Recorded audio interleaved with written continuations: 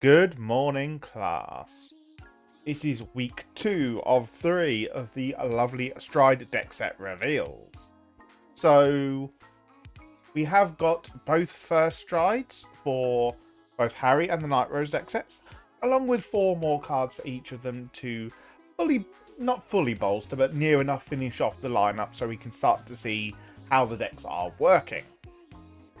But there are still some similarities and some cards that are obvious in terms of effects, so we are going to be doing the good old comparing cards again. And we are going to start off with the ever so simple, the easy perfect cards. They both do the same as any normal set perfect card of discard. Don't have to discard if you've got 1 or less in hand. Just the fact of Dark Sun Mirror Master got the best art ever of any perfect card ever, and there's going to be no questions asked. Teehee.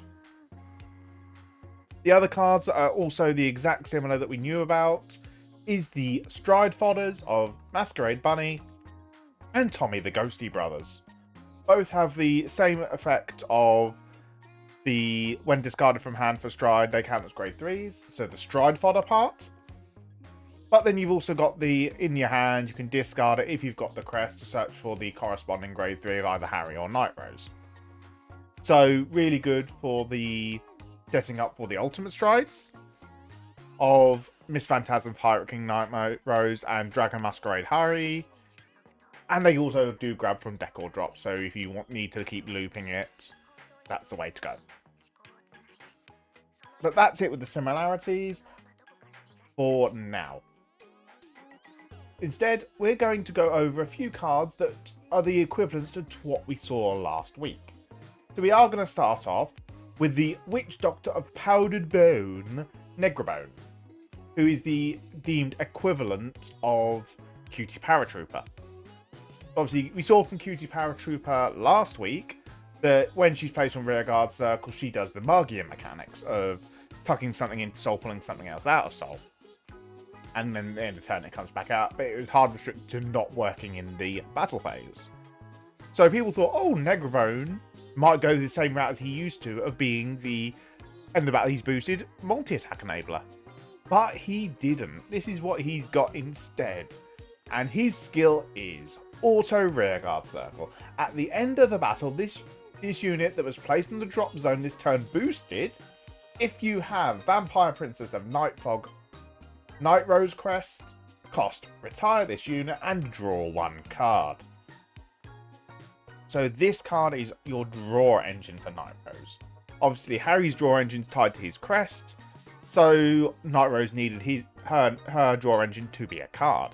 Having this is really good, especially with the fact you can combine this with orders, such as Spiritual Body Condensation, or the... I'm trying to think name it. The Soul Blast 1, Check Top 3, Mill 1, Revive. I don't remember the names off the top of my head, I apologise. But no, those 2 orders. In the Dim Darkness, Frozen Resentment. That's the one. I got there in the end, I promise. But no, both of those get to call Negrabone back out of the drop zone. And then gets to aggro in the early game, and then retire itself to draw a card. So you're not losing out, which is really good. There are cards further down the line, like with Nightrose's Stride skill, you can call this out to extend further, which is really good. So it's not just an early game card, it's a late game card, but the consistent draw 1 just for having called it from the drop zone by retiring it is really good. As for our other comparison, if you remember last time, we had because obviously Cutie Paratrooper was revealed for the Harri one, Nightrose instead got her grade 3 support card in the Mighty Rogue Nightstorm.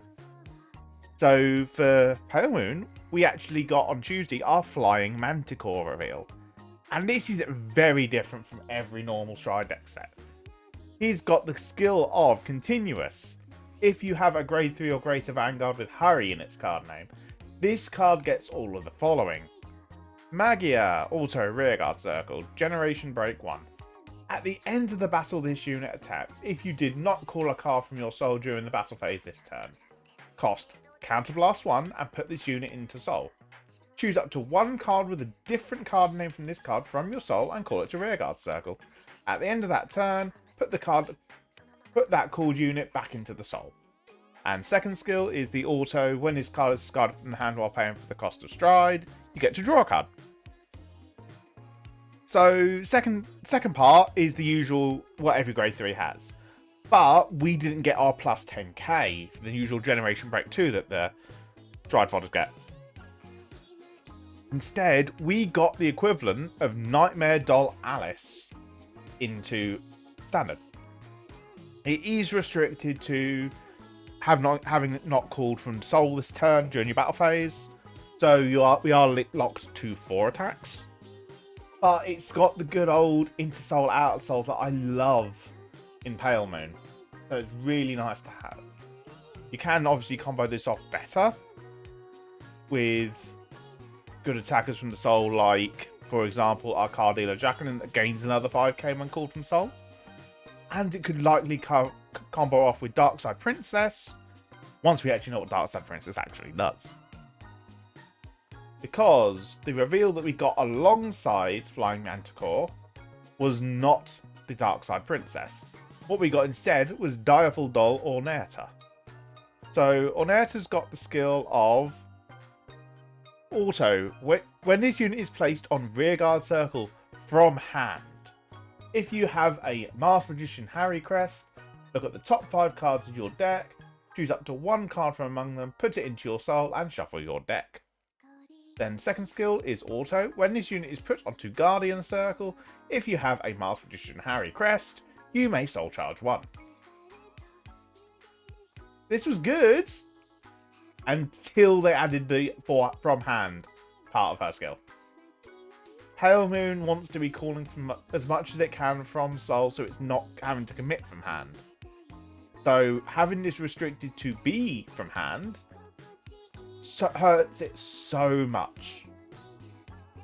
If they didn't want it to be a costless, they could have easily done, when this unit is placed on rearguard circle, cost, Counter Blast or Soul Blast or Energy, even Energy Blast. We've still not seen Energy Blasts yet across the deck sets, which is very concerning. So they could have done Energy Blasts, but oh well.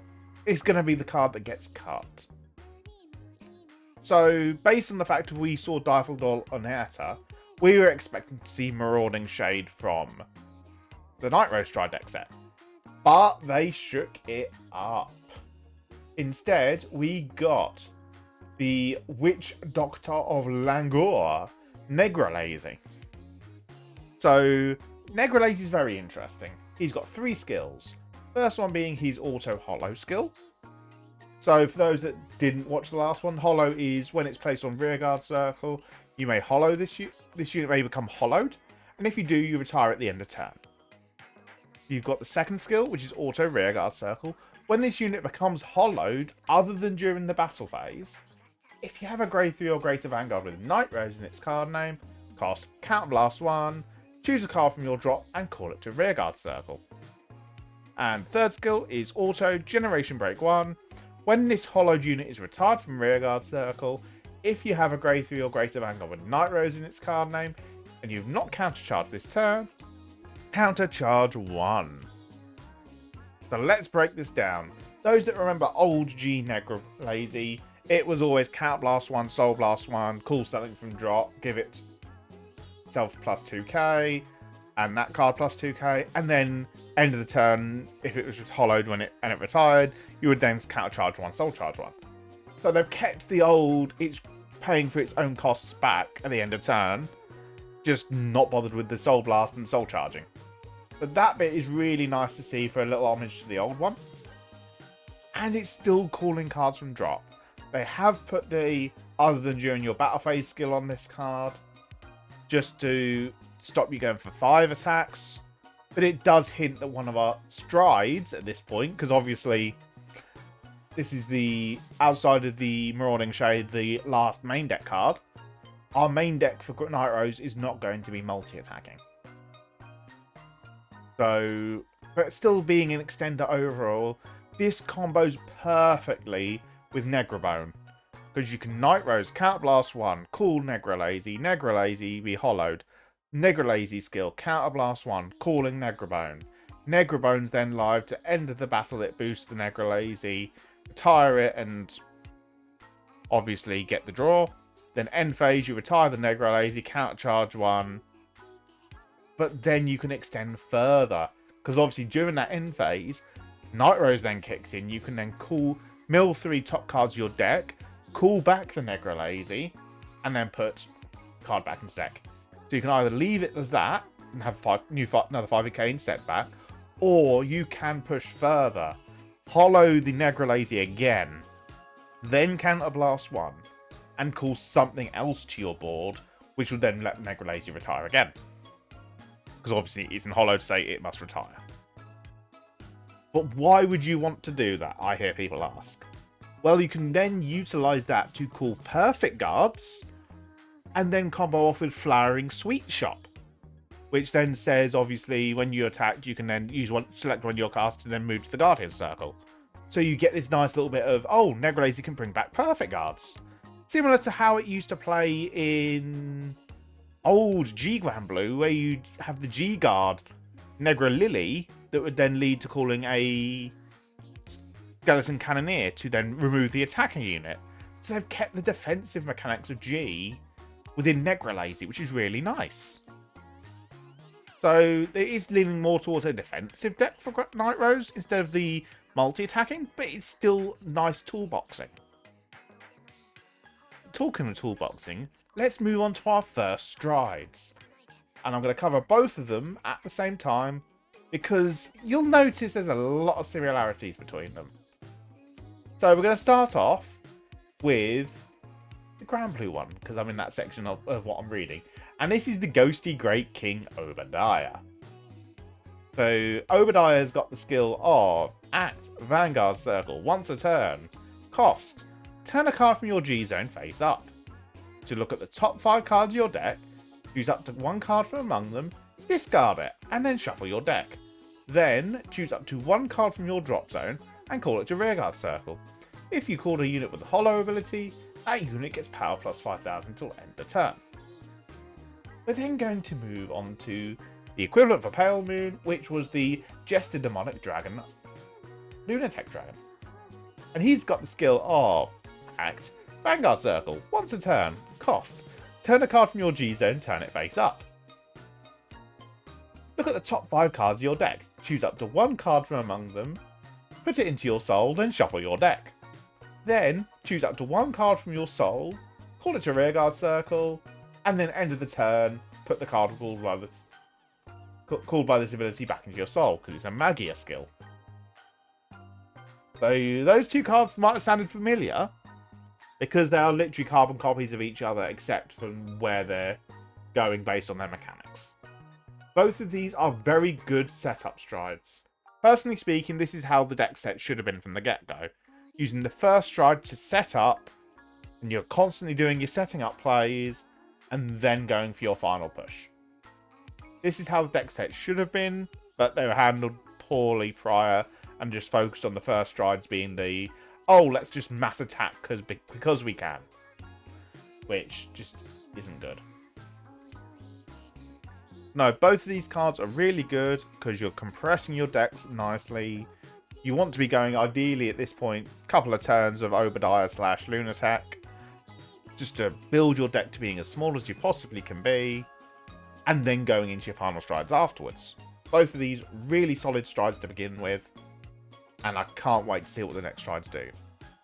Talking of the next strides, we did find out today that we are getting the Nightrose, Miss Phantasm Pirate King Nightrose, along with the Marauding Shade revealed on the following Thursday.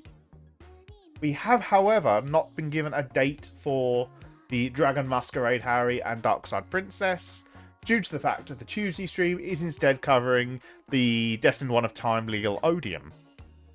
That's due to the anime being tomorrow at the point of recording, and obviously that would then be revealed on the Tuesday. It does make sense that they're leaving the Harry till release week at that point then, because then that means they can cover the opening the products and actually showing off what comes within the Stride Deckset.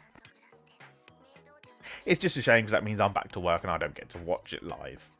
But I will still record a video, post that, and actually fully dive in and compare the two final strides and see how they compare to each other. But that's future content. That's going to be the end for this video, though. If you haven't done so already, please do like and subscribe. It very much does help the channel. We are getting so close to 800 subscribers now. It's just a nice number to be getting to. And I'll just catch you guys in the next video. Bye-bye.